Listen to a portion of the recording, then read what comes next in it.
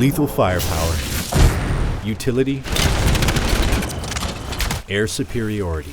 The Storm is the glass cannon style javelin in Anthem, able to overlook the battlefield, lock enemies down with status-inducing elemental powers, and blow them away with massively destructive area of effect abilities. The Storm's built to stay in the sky, and it's at its best when it's looking down on its enemies. Though agility is not the Storm's strength, more agile than only the sluggish Colossus, its alternate use of jump allows it to float for a limited time to course correct. But what literally sets this javelin above the others is its ability to hover much, much longer than any other, allowing it to maintain height advantage for the majority of an engagement. The downside to this advantageous elevation is an obvious lack of cover and relatively open lines of sight. And with the Storm's low armor, positioning is key to staying effective and alive. But what the Storm lacks in armor, it makes up for with a spherical kinesis shield, a protective bubble that adds survivability. And while hovering, the shield not only absorbs more damage, it recharges at a faster rate.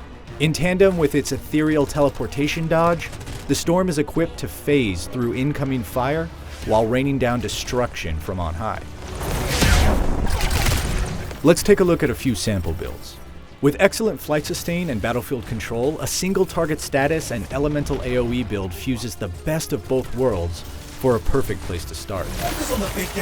Like all javelins in Anthem, the Storm's abilities are tied to gear slots on the suit, and the Storm uses two main mystical seals for offensive purpose, a focus seal and a blast seal, and this loadout uses frost shards and lightning strike, respectively.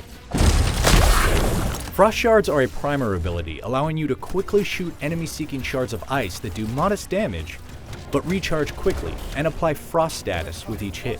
Landing just a few shards on a single target builds enough status to freeze the target, priming it for a combo. Lightning Strike is an area of effect detonator ability, cracking down bolts of impressive lightning damage in the radius and detonating any primed enemies. And remember, you can use the Storm's powerful melee punch from the air or the ground to detonate prime targets. The Storm's specific combo style is chain combo, meaning in this specific case that freezing a target and detonating it will cause the frozen status effect to chain to a small number of enemies. Now for higher levels and harder difficulties where the Storm's inherent vulnerability might be an issue, let's look at another loadout. This one ditches the status affecting primer abilities altogether in favor of pure long-range damage.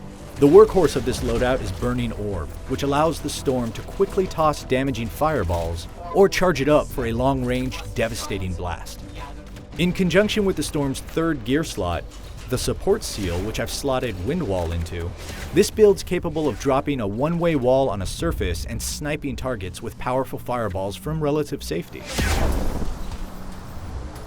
Flame Burst rounds out this fire-centric build to make small, modest damage explosions on a fast recharge, in order to deal with any weak minions and preserve your fireball cooldown.